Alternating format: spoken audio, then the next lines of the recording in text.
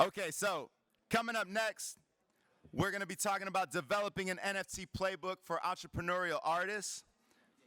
On the panel, we've got Csongor Barabasi, Agyekumhene, Divya Prashanth, and Binh Tran. Give it up for our next panel, y'all.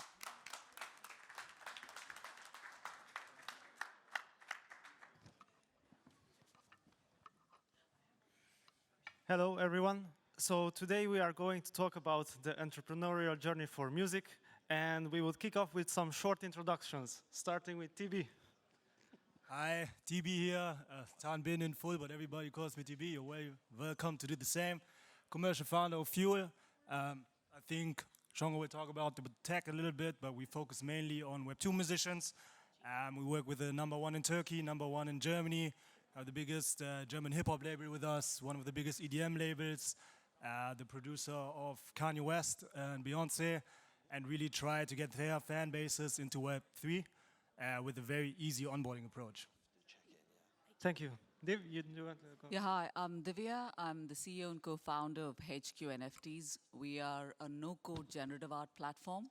We're launching it at the satellite event at the London School of Economics. So anybody who wants to create a collection of World of Women or CryptoPunks, that sort of style of art can do it in a few clicks. So great. Thrilled to be here. Thank you. Awesome. So my name's Agyekumhene. I'm co-founder of Soga World, which is a creative agency where we basically onboard talent and brands into the Web3 space. I'm also doing my PhD in remuneration rights for artists, which I've been doing for the past 5 years. And I'm also a Binance angel as well. So yeah, that's me. And my name is Csongor. I'm the technical co-founder of Fuel, and I'm responsible for tech, product, and design. And we are building the Shopify for NFTs, which means that no code, very easy to use, just use your email, no wallet required. We sort it out behind the scenes, also check out with credit card and the likes. And for today's panel, we will have a choreography here. Half of it will be covered by me, half of it by TB, so we don't speak twice from Fuel. And for the beginning, we want to take you guys through a journey. How it starts from the very early innings when you start thinking about NFTs, and then all the way to technology, and then what happens after you go live with your NFTs. So for the beginning, we will start with preparations for launching your NFT, and that fits into the creative process, community building, ideation, and all that. So I would kick off with a question: why should artists use NFTs? Whoever wants to take it. Well, I guess it's a means of communication at the end of the day. And for artists, one of the biggest bottlenecks or challenges in the Web2 or in the traditional world is the amount of the royalties that kind of get taken away. And that's one of these big driving forces within the Web3 space, where there's an excitement amongst us artists that they can actually retain the royalties and actually kind of drive value out of their artwork as it goes up in value. Having said that, there are a few platforms that have gone 0% royalty recently, but that's a whole different story. But that's the exciting piece. And then again, it's a very decentralized world. Possibly that's another thing that people are interested in this space. Got it. So basically, again, music now has value, and it becomes scarce. And finally, digital items have scarcity. But my next question would be, and maybe this one towards TB, how can these NFTs fit into the creative process of a musician? So maybe an example from us, we launched Met Joe. Those are two Tomorrowland DJs first. And if you go to Tomorrowland, you see a lot of things, but usually you don't remember the face of the DJ. So the loyalty is super low. And to get their faces into the spotlight, which for any artist is super important right now, if you think we scroll social media and we don't really give a damn, we portrayed their entire story. So from the first handshake at a house party until playing at Tomorrowland, we incorporated their entire story with a dope artist, Dario, I think he's somewhere here also. What you could get as a utility on top was that those two Tomorrowland DJs come to your place and play at your house party. So everybody was like, okay, that sounds cool, let's do it. And I think it's a really good way to tell your story using a new medium and integrating it fully into your journey as an artist. Would you like to add something, Des? Yeah, I mean, how we kind of envision using NFTs for musicians and any type of creatives, first of all, we don't really like using the term NFTs because, one, it's just too complicated and nobody really understands what NFT means, especially from the fans, from the artists that we work with. And so we try and stay away from that and just use terms like digital collectibles, things that are actually more palatable for the everyday fans to digest. So with that, we've gone and done really, really dope use cases, especially around trying to create a blueprint that the music industry can basically replicate. So for instance, as Marcus went and mentioned before, we went and partnered with LimeWire in order to basically be able to create the first NFT project to impact the UK charts.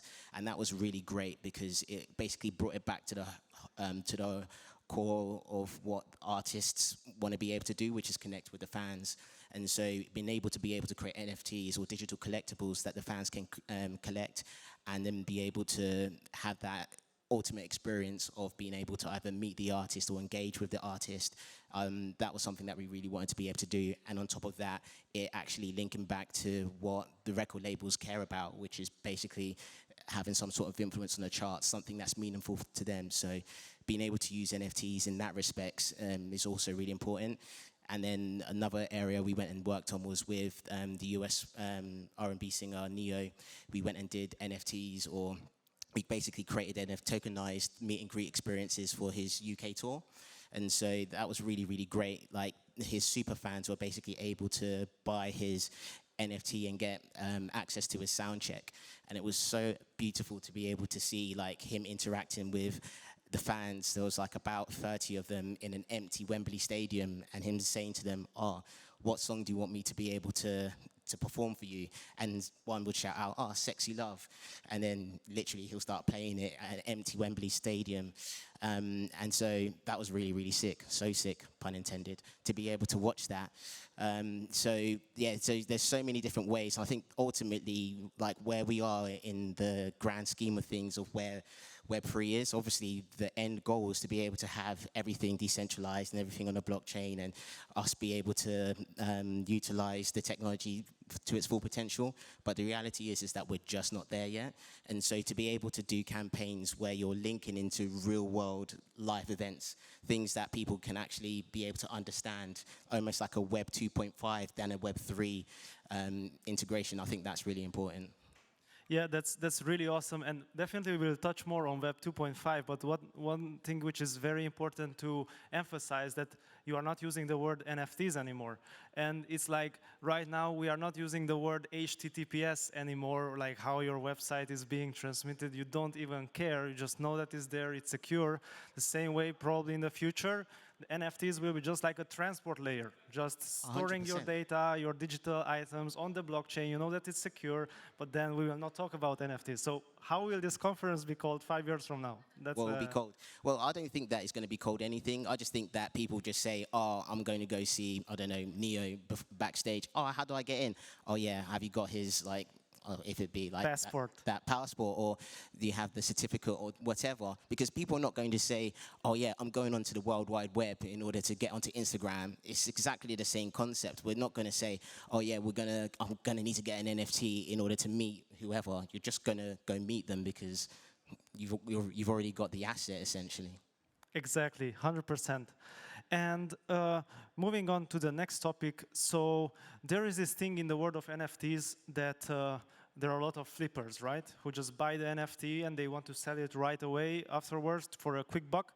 And this oftentimes causes confusion in the heads of artists that, okay, what am I optimizing for now with my NFT? How do I actually make this NFT as a financial item so that I make more money to my fans? So this oftentimes scares artists away. So how do you guys think about, and actually this one, TB, maybe you want to jump in, and then Des also follow up, about how artists can align expectations of NFTs with their fans? So usually when we talk to artists, they're like, "Okay, I'm a little bit afraid." So I'm like, why? A lot of people don't understand NFTs, and a lot of people in the Web 2 world are not so fond of it. But if you can align the incentives, So for example, we went to the biggest raves of our DJs and just randomly asked people, why are you here? We shot DMs to like superfans and said, if there's one thing you could get, what would it be? And if you understand what the value is, how a rave feels like for them, or how it feels like to have a one-on-one with them because they met their husband with that song in a club when we were 16, then you understand what value can deliver. And at that point in time, for every fan, they understand what it is. And as said before, if they don't think of it as an NFT, but like as an experience, or maybe a token that gives you access to a community where people like you are there. We've seen this where people just like open channels and say, hey, I'm going to this concert. Does anyone want to join me? I think you really create value that people see, and we get more and more people into this world and to understand what the value is for an artist or for a creator. Yeah, to compound on that, I think it's very important to be able to separate the use of NFTs as a promotional tool and as an investment vehicle.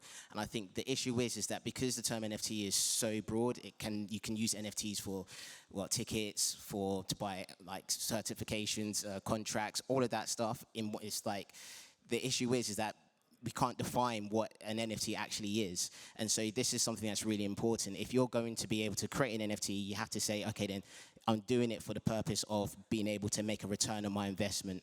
And this is another issue that I kind of find is quite, that people, let me try not to be too crass about it, but the idea is that when you go and invest in a song, if an artist was to go and, if I was to buy something from an artist, like an NFT from an artist, and I'm expecting a royalty, I'm expecting that artist to promote that song 110% on all social platforms so that I can get a return on my investment. And I feel like where we are at this moment in time, we're not ready for that. So we need to be able to consider NFTs as just like a collectible. So that way you're not confusing anything, because the ultimate experience that a fan is going to get is literally meeting that artist or getting some sort of an experience rather than getting some sort of financial return. And so this is where it's important to be able to separate the two or clearly define what your NFT is. Got it, totally makes sense.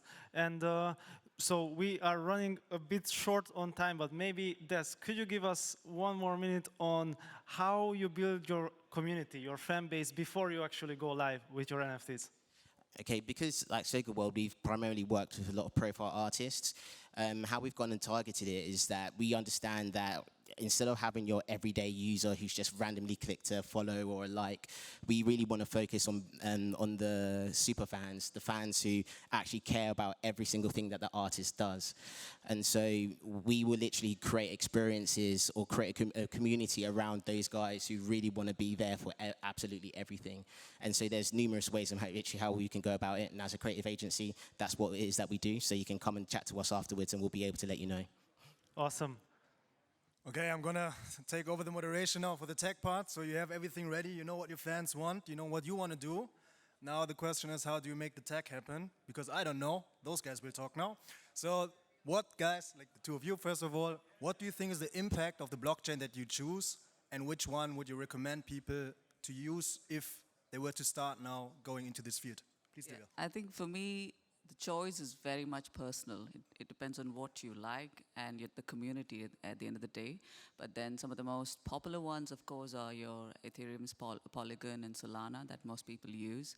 And again, in terms of why it is important to kind of create a collection from scratch on your own is because you want to own the IP. You do not want to go on a third party and create a collection, and that collection sits on their contracts, meaning smart contracts. So something to always bear in mind as an artist, as a creator, please create your own contracts.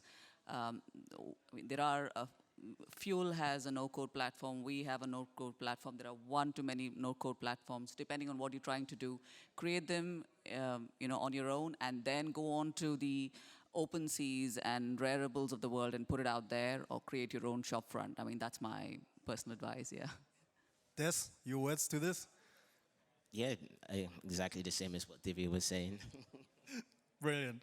Okay, so we got the blockchain part covered, so you're ready to go now. The next question is, how important is it actually to be accessible to your people, right? Are we talking MetaMask, and everybody in here probably has one? Or are we talking to someone that is not that experienced yet and just wants to meet their favorite artist for once in a lifetime. Yeah, so this is, I think, expanding on what Des, you were saying with stop using the word NFTs. And I think a very good example in the industry, probably all of you know, is what Reddit was doing, is like almost like a Trojan horse, just injecting NFTs there without actually talking about NFTs. And we 100% align with that vision because, like, let's be realistic, we were working for 20 years to get to these beautiful user experiences that are happening in Web 2. Why would we want to give it up and try to remember our seed phrase, store it in 10 different places? Like, we don't want to go back to that. We just always want to go forward and to innovate.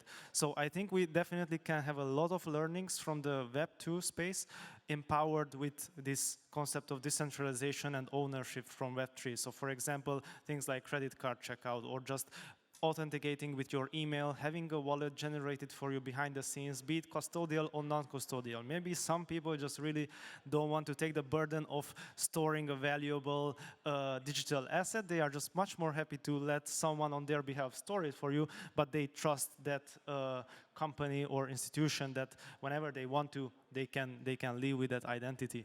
And then I'm 100% sure that through this, because we realistically we have to do a lot of education in the market, and we have to educate a lot of people, and a lot of people will soon realize that we will end up in the digital world anyways. We just need another COVID and being stuck in your home, and you will spend even more time of your life on digital, and then all these digital things will actually accrue and have more and more value.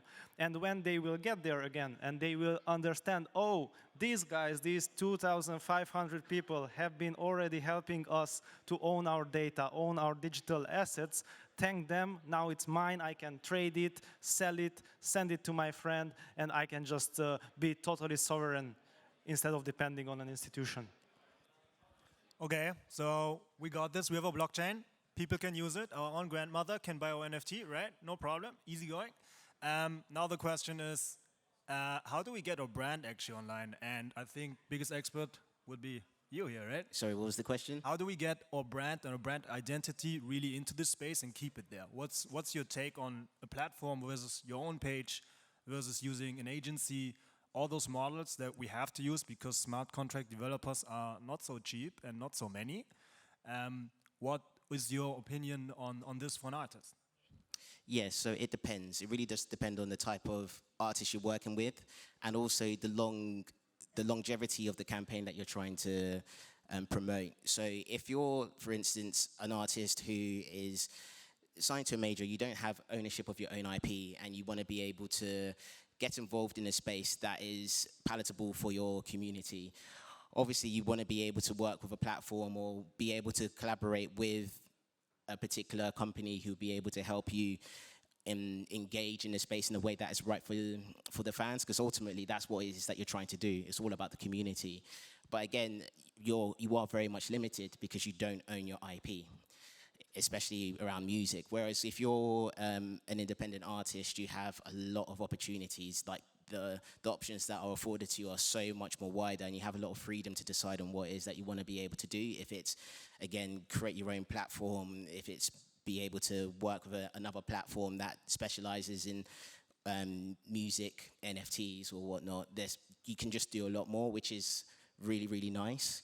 But again, it really does depend on, like, if you've got a long-term campaign or a short-term campaign, if you view you doing artistry for the next 5-10 years, like working backwards from there. So that's how I'd answer that. You want to add something, Csongor? No. Actually, I'll add something. So I guess where we are with Web3 is probably where we were with Web 2 20 years ago. So people have to kind of, we need to onboard people onto this space, and people have to onboard themselves as well, because 20 years on, we'll probably see the giants within the tech space or the companies that do to kind of keep moving, as in, you could say that the markets are down. That is immaterial because it's just pointless to kind of put it say that and not do much. So you have to kind of work towards onboarding your brands, your communities onto the Web3 space. Do it as everything is quiet, because eventually the space is going to be there and it's going to survive and thrive. And the winners will be the ones who kind of moved on and adopted Web3. It could be blockchain, it could be crypto, it could be NFTs, or yeah. But yeah, I mean, definitely we wanted to be NFTs, but there you go. So. We keep saying markets are down, but spirit is up. Like we just come to all these events. Following that, let's assume that you sold out your NFT collection as an artist. Everything went well, despite markets are down. Spirit is through the roof. And now, I love what you said the other day, you get into NFT Aftercare. How does that work like? Yeah, so it's quite funny because obviously the whole point of you doing an NFT project is obviously, at the moment, if you're looking at it from a crypto native point of view, you want to be able to make sure that the value of your NFT is increased, and the value is always there. And so it's quite difficult once you've kind of decided that you're going to be offering these experiences to make sure that you follow through with these experiences, which a lot of people kind of forget about. And it's quite funny when we've had conversations with particular artists and they've gone and said that they wanted to be able to deliver something to their fans. I'm like, you do know you have to be able to deliver it. It's just not a thing that you just say and then you don't follow through. And so with that being said, when you are doing a project and you're specifically looking at delivering an experience or saying that you're going to be doing something, particularly focus on being able to give back to the fans who have won that particular experience, but then gift them things or give them an incentive to be able to bring more people into the community. So that way it kind of increases the value of your particular project. Yeah, and definitely like as an artist, like artists in the audience, don't put so much pressure on yourself. Like I'm 100% sure there is something that you can deliver of value that costs you literally €0, dollars, pounds, whatever. VIP guest list usually you get for free wherever you play, right? So there is always something with which you can delight people, or even if it's just like a chocolate which costs a little bit, still it's more than nothing. Well, that's it. I mean, even if it's a case of doing, like, you've got the original NFT for this particular project that's come out, the original NFT holders can then get listening access to the future albums that come out, or be able to do stuff on the metaverse, or do like an NFT drop party and get to meet the artist. So it's about, because that's ultimately what fans care about, is that relationship that they have, the way that the music has made that fan feel. That's the reason why they want to be able to connect with you. And so that has to be at the essence of the experience that you're being able to give. Awesome. 2 minutes left, 30 seconds each. One takeaway from this that the audience, artists should live with. CB? Yes, thank you. So what we see really with Web 2 musicians is that communities matters the most. So imagine a world, and we're currently working on it with a couple of artists, where you don't have to decide anymore, okay, is that a good beat? But you just post in your community and let your power fans decide what the best beat is.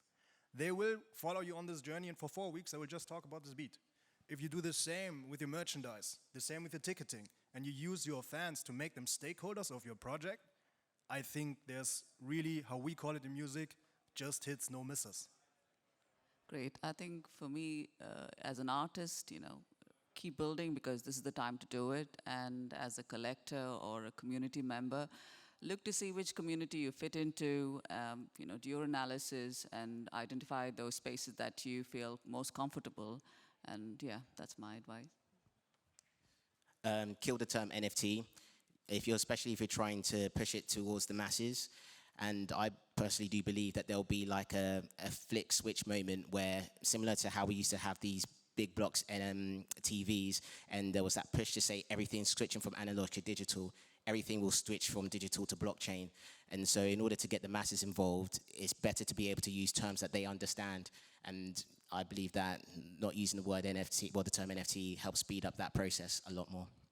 Cool, and I'm coming from more like a technical founder's perspective, but one important thing is just keep showing up day by day. There is no easy path for it. If it's possible to delete from your memory 2021, do it right now, because it was the same. There was a dot-com boom for tech startups, but then the biggest companies were made who just stuck with it long enough after for years and years. So it's the same.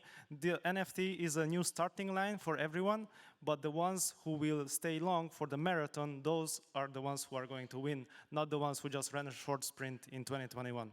Thank you, everyone. Perfect.